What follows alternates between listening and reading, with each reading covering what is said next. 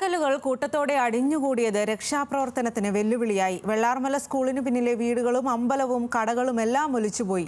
നിരവധി മൃതദേഹങ്ങളാണ് ഈ പ്രദേശത്ത് നിന്ന് കണ്ടെത്തിയത്. സരീഷ് പി കെ തയ്യാറാക്കിയ റിപ്പോർട്ടിലേക്ക്. ഒരു ദിവസം കൊണ്ട് സ്കൂളിൻ്റെ മുറ്റം മുഴുവനായി പുഴയായി മാറിയ ദൃശ്യമാണ് എനിക്ക് പിന്നിൽ കാണുന്നത്. വലിയ സ്കൂൾ മുറ്റം, അതോടൊപ്പം ചേർന്ന ഗ്രൗണ്ട്, അതാണ് ഇപ്പോൾ കാണുന്ന അല്ലെങ്കിൽ ഒരു പുഴയ്ക്ക് സമാനമായി മാറിയിരിക്കുന്നത്. നിരവധി വീടുകൾ ഇതിന് മുകളിലുണ്ടായിരുന്നു. ആ വീടുകളെല്ലാം ഒലിച്ചുപോയ അവസ്ഥയിലേക്കാണ്. അതോടൊപ്പം തന്നെ വലിയ പാറക്കല്ലുകൾ നമുക്ക് ദൃശ്യങ്ങളിൽ കാണാം. ഒരു മലമുകളിൽ നിന്ന് നിരവധി പാറക്കല്ലുകളാണ് ഈ താഴേക്ക് എത്തിയിരിക്കുന്നത്.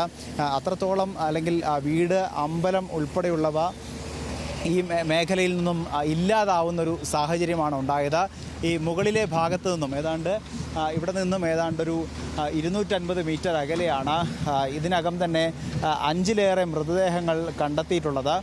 അത്തരത്തിൽ മുകളിലെ വീടുകളിൽ നിന്ന് നേരത്തെ തന്നെ പല ആളുകളോടും മാറി താമസിക്കാൻ നിർദ്ദേശം നൽകിയിരുന്നു. പക്ഷേ അത്തരത്തിൽ മാറി താമസിക്കാനുള്ള സാഹചര്യം ഇല്ലാത്തതുകൊണ്ട്, അല്ലെങ്കിൽ മറ്റ് ക്യാമ്പുകളിലേക്ക് പോകാൻ സാധിക്കാതിരുന്നത് കൊണ്ട് മാത്രം മണ്ണിനടിയിലേക്ക് അല്ലെങ്കിൽ മരണത്തിലേക്ക് പോയ നിരവധി ആളുകൾ ഇപ്പോഴും ആ മണ്ണിലടിയിലുണ്ട്. അല്ലെങ്കിൽ അവരെ കണ്ടെത്തണം എന്ന് തന്നെയാണ് ഇപ്പോൾ പ്രദേശവാസികൾ പറഞ്ഞുകൊണ്ടിരിക്കുന്നത്. ഒരുപക്ഷെ നേരത്തെ എന്തായിരുന്നു എന്ന് പോലും സംശയിക്കാവുന്ന, നേരത്തെ ഉണ്ടായിരുന്ന ഭൂപ്രകൃതി മുഴുവൻ മാറുകയും ഒരു പുഴ ദിശ മാറി ഒഴുകുന്ന സമാനമായൊരു സാഹചര്യമാണ് ഇപ്പോഴുള്ളത്. ആ സ്കൂളിൻ്റെ ഏതാണ്ട് താഴെത്തട്ട് മുഴുവനായി മണ്ണ് നിറഞ്ഞ അവസ്ഥയിലാണ്. പലരും ഈ ക്യാമ്പ് സ്കൂളുകൾ കേന്ദ്രീകരിച്ചാണ് പ്രവർത്തിക്കാറ്. സ്കൂളിലേക്ക് മാറിയിരുന്നു.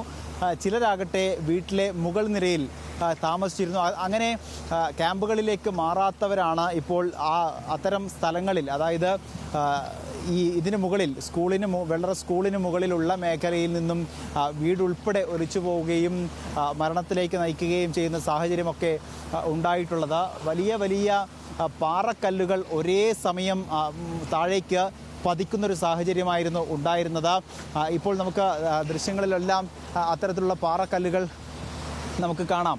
അത്തരത്തിൽ ഉള്ള ഏതാണ്ട് ഈ പ്രദേശം മുഴുവൻ പാറക്കല്ലുകൾ, 10 അടിയിലേറെ ഉയരമുള്ള പാറക്കല്ലുകളൊക്കെ ഈ മേഖലയിലേക്ക് പതിച്ചിട്ടുണ്ട്. അങ്ങനെ ഒരു വലിയ മേഖല മുഴുവൻ ഇല്ലാതാവുന്ന, വീടുകളൊക്കെ ഇല്ലാതാവുന്ന ഒരു സാഹചര്യമാണ് നിലവിൽ ഇവിടെ ഉണ്ടായിരുന്നത്.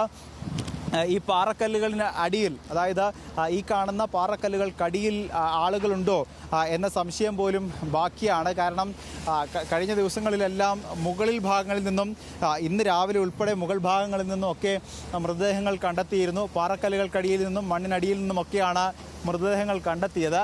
അപ്പോൾ അതുകൊണ്ട് തന്നെ അവിടങ്ങൾ കേന്ദ്രീകരിച്ച് ഈ മണ്ണും കല്ലും നീക്കിയുള്ള പരിശോധനയാണ് ഇപ്പോഴും നടക്കുന്നത്. തീർച്ചയായും അത്തരത്തിലുള്ള പരിശോധന ദ്രുതഗതിയിൽ നടക്കുന്നു. നാട്ടുകാരുടെ സേവനം, നാട്ടുകാരുടെ അവരുടെ നേരത്തെ എവിടെയായിരുന്നു വീടുകളുണ്ടായിരുന്നത്, ആ വീട്ടിൽ ആരൊക്കെ ഉണ്ടായിരുന്നു തുടങ്ങിയ കാര്യങ്ങളെല്ലാം ചോദിച്ച് മനസ്സിലാക്കിയ ശേഷമാണ് തിരച്ചിൽ നടത്തുന്നത്. നേരത്തെ നമ്മൾ പരിസരവാസിയോട് ചോദിച്ചപ്പോൾ പറഞ്ഞത് ഇവിടെ ഒരു കടയുണ്ടായിരുന്നു, അമ്പലമുണ്ടായിരുന്നു, അങ്ങനെ വളരെ സജീവമായ ഒരു മേഖലയായിരുന്നു ഇത്.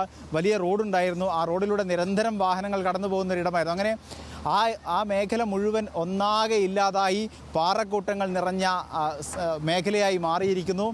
അവിടെ നിന്നാണ് ഇപ്പോൾ മൃതദേഹങ്ങൾ കണ്ടെടുക്കുന്നത്. അല്ലെങ്കിൽ രാവിലെ തന്നെ ഒരു മൃതദേഹം കണ്ടെത്തി. സ്കൂളിന് സമീപത്തു നിന്നാണ് മൃതദേഹം കണ്ടെത്തിയത്. പിന്നീട് ഈ മേഖല കേന്ദ്രീകരിച്ച് തന്നെ കൂടുതൽ പരിശോധനകൾ നടത്തിയപ്പോഴാണ് പിന്നെ കൂടുതൽ 4 മൃതദേഹങ്ങൾ ഒരേ സ്ഥലത്തു നിന്നും ലഭിക്കുന്നൊരു സാഹചര്യമൊക്കെ ഉണ്ടായിരുന്നു. അങ്ങനെ കൂടുതൽ മൃതദേഹങ്ങൾ കണ്ടെത്തിയത് കൊണ്ട് തന്നെ ഈ മേഖലയിൽ ഇനിയും തിരച്ചിൽ നടത്തണം എന്നുള്ളത് തന്നെയാണ് ഉദ്യോഗസ്ഥരുടെയൊക്കെ തീരുമാനം.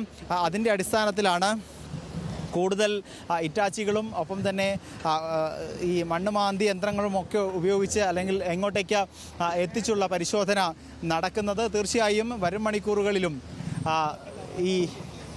ഈ മേഖല കേന്ദ്രീകരിച്ചുള്ള തിരച്ചിൽ സജീവമാവും എന്ന് തന്നെയാണ് മനസ്സിലാക്കേണ്ടത്.